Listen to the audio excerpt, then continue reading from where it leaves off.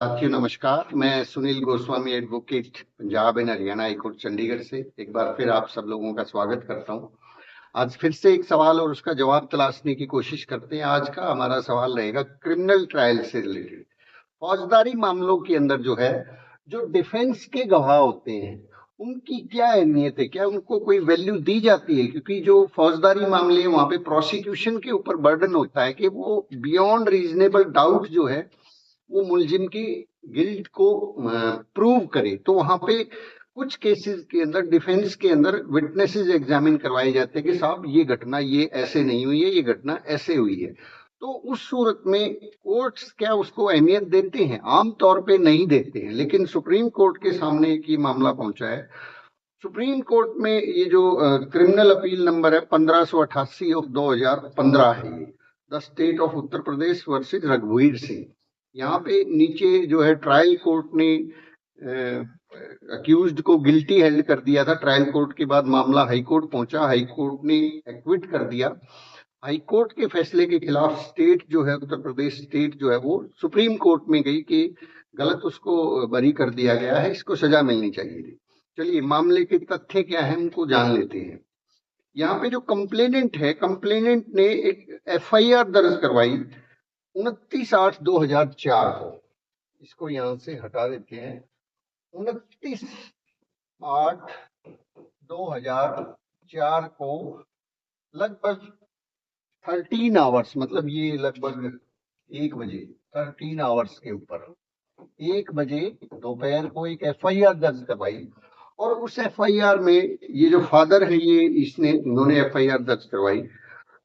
इस एफआईआर के अंदर इन्होंने लिखा कि जो कल की रात थी, उस रात को मेरा बेटा जो है राजकुमार, जो ड्राइविंग करता है, ट्रांसपोर्ट व्हीकल चलाता है, वो अक्सर रात को वापस आता है, लेकिन वो लेट हो गया तो हम लोग जो है उसको ढूंढने के लिए गए। और लगभग रात को 10:30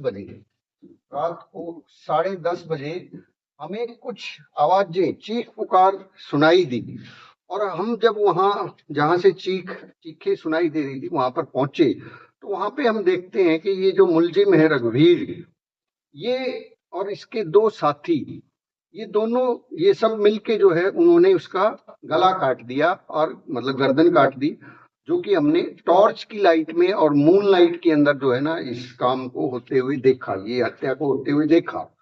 अब उसके बाद हम लोग डर गए और डर के घबरा गए और घर आ गए। अब मेरे घर वालों को, रिलेटिव्स को जो है उनको घर पे आए और उन्होंने मुझे हौसला दिया, क्योंकि जो मुलजिम है उसने ये कहा था कि यहाँ से चले जाओ, नहीं तो तुम्हारी भी इसी तरह से गर्दन काट दूंगा।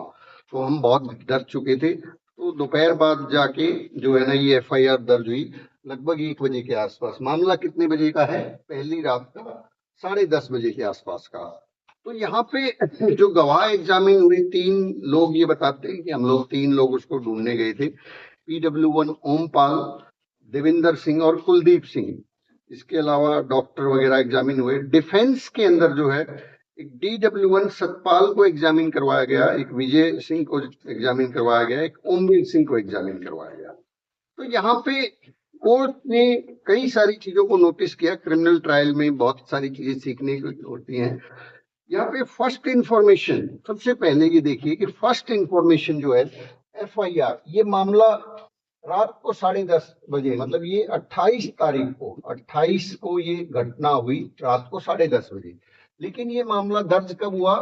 29 तारीख को दोपहर को 1 बजे। और जब ये एफआईआर दर्ज हुई तो जो 3 लोग थे, वो इन 3 में से 2 जुवेनाइल हैं। उन जुवेनाइल्स को भी ये जानता था, जो कंप्लेनेंट है वो पहले से जानता था, लेकिन उनके नाम जो है उसने एफआईआर में नहीं लिखवाए, नाम नहीं लिखवाए। बयान के अंदर जो है ना उनका नाम आया, लेकिन जो एफआईआर में नाम नहीं लिखवाए। तो कोर्ट ये कहती है कि ये जो आई विटनेस है ये बहुत डाउटफुल है, क्योंकि पहली बात तो ये इतने घंटों बाद जो है ना, लगभग ये लगा के देखिए कि 10, 12, 14 घंटे का यहाँ पे डिले हो चुका है। और उसके बाद भी जानने के बावजूद भी इसने सिर्फ एक व्यक्ति का नाम लिखवाया, बाकी 2 के नाम इसने नहीं लिखवाए। तो इसका जो एक्ट एंड कंडक्ट है वो प्रॉपर नहीं लगता है। दूसरी चीज जो इंपॉर्टेंट है यहाँ पे, जिसमें डिफेंस विटनेस को तरजीह दी गई, डिफेंस में एक गवाह पेश हुआ और उसने ये बताया DW1 में कि जो डेड बॉडी है वो उसने देखी थी और उसने इसके घर वालों को इन्फॉर्म किया था, और डेड बॉडी उसके खेत के अंदर पड़ी हुई थी। DW1 क्या कहता है कि ये जो डेड बॉडी है ये मेरे खेत में थी, और खेत में जब मैंने डेड बॉडी को देखा और इसकी धड़ अलग थी और गर्दन कहीं और थी, तो मैंने इसके घर वालों को इन्फॉर्म किया। तो कोर्ट ने कंक्लूजन ड्रॉ किया कि इसकी जो स्टेटमेंट है, जो आई विटनेस है, सो कॉल्ड आई विटनेस, पहली बात तो उनकी स्टेटमेंट के अंदर झोल है कि वो सही नहीं बता रही, सही उन्होंने बयान नहीं किया। क्योंकि अब देखिए कि जिस आदमी के बेटे का मर्डर हो रहा है, मर्डर, और उसने देखा, आई विटनेस है, और उसने कितने लोगों को देखा? 3 लोगों को देखा। बट FIR में कितने लोगों का नाम ले रहा है? 1। 2 को क्या कह रहा है? अन्य। अब वो 2 अन्य कौन है? उनको भी वो जानता है, वो भी उसके नोन है। तो जब वो जानता है, उसी के गांव के हैं, जब उसने 1 को पहचान लिया तो उन 2 को क्यों नहीं पहचाना यहाँ पे? तो यहाँ पे सुप्रीम कोर्ट ये कहता है कि ये इस व्यक्ति की उसमें झोल है। दूसरी बात, डिले इन FIR है, डिले इन FIR है। सुप्रीम कोर्ट ये कहता है कि चलो मान लिया डिले इन FIR कोई बहुत बड़ा मायने नहीं रखता है, विटनेस की स्टेटमेंट है, लोग डर जाते हैं, नहीं बयान दे पाते टाइम से जाके, डर की वजह से ऐसा हो गया होगा। लेकिन यहाँ पे कुछ और ही नजर आता है कि डिले इन FIR के बाद FIR में भी 2 अन्य उसने लिखवा दिए हैं, नाम नहीं लिखवाया। तीसरी चीज जो इस केस के अंदर नोट की गई, वो ये नोट की गई कि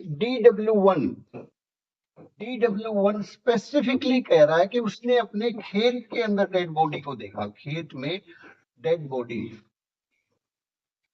मतलब को देखा, और इसने इसके घर वालों को, मतलब इंफॉर्मेशन जो थी वो कहां से मिली इनको? इंफॉर्मेशन जो है कंप्लेनेंट को कहां से मिली? DW1 के द्वारा इंफॉर्मेशन मिली, और जब इंफॉर्मेशन मिली तब वो वहां मौके पे आए, उन्होंने देखा, फिर उन्होंने FIR दर्ज कराई। मीनिंग देयर बाई कि इस केस के अंदर जो ये आई विटनेस है, ये आई विटनेस नहीं है, और इनको, इनके बयान को जो है, इनके बयान के आधार पर सजा नहीं की जा सकती। तो हाईकोर्ट के फैसले को यहाँ पे रिस्टोर किया गया। 2 मर्डर बहुत जघन्य है कि एक व्यक्ति की चाकू से गर्दन काट दी गई, और जो ना, लेकिन जो क्रिमिनल ट्रायल्स है वहां पे बेनिफिट ऑफ डाउट हमेशा अक्यूज्ड को जाता है।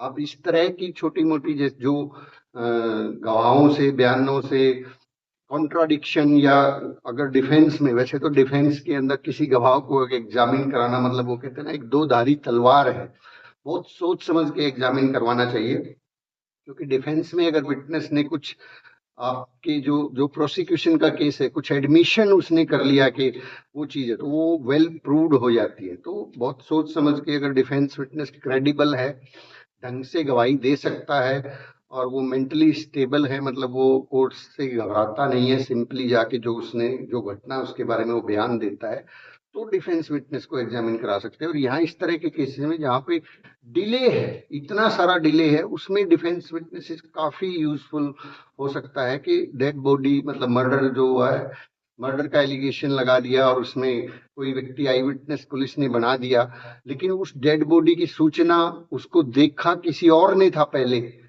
अगर किसी और ने देखा और उसने सूचना दी थी और ऐसा अप्रूव कर पाते, तो मीनिंग देयर भाई वो जो विटनेस है, जो आई विटनेस पुलिस ने बना दिया है, वो प्लांटेड विटनेस है, और उसका जो FIR के डिले से रिलेटेड है। और फिर दूसरी चीज, FIR में केवल एक व्यक्ति का नाम लिखवाना, 2 लोगों को जिनको वो जानता है उनका नाम भी नहीं लिखवा रहा है। तो ये इस तरह की जो कॉन्ट्राडिक्शन है, इस तरह की जो एविडेंस होते हैं, इस तरह से स्क्रूटनी करके जो है हम लोग कोर्ट को असिस्ट कर सकते हैं और जो न्याय है उसको दिलवा सकते हैं। क्योंकि अनलेस एंड अनटिल जो है ना, किसी की गिल्टी बियॉन्ड रीजनेबल डाउट, मतलब उसमें कोई भी शक शुबा नहीं होना चाहिए, जब तक प्रूव ना हो तब तक किसी व्यक्ति को क्रिमिनल केसेस के अंदर दोषी करार नहीं दिया जा सकता। ये लॉ ऑफ लैंड या सेटल्ड लॉ कहिए। बहुत बहुत शुक्रिया। इस केस के बारे में आपकी क्या राय है, कमेंट बॉक्स में लिखकर जरूर बताएं। और आप किस शहर से बिलोंग करते हैं, अगर आप एडवोकेट हैं तो कहाँ प्रैक्टिस करते हैं। मुझे बड़ी खुशी होगी अपने परिवार से मिलके, ये पूरे हिंदुस्तान में ये परिवार जो है ना धीरे धीरे आगे बढ़ रहा है। तो आपका बहुत बहुत शुक्रिया। मिलते हैं जल्दी एक नए वीडियो के साथ में। Thank you very much.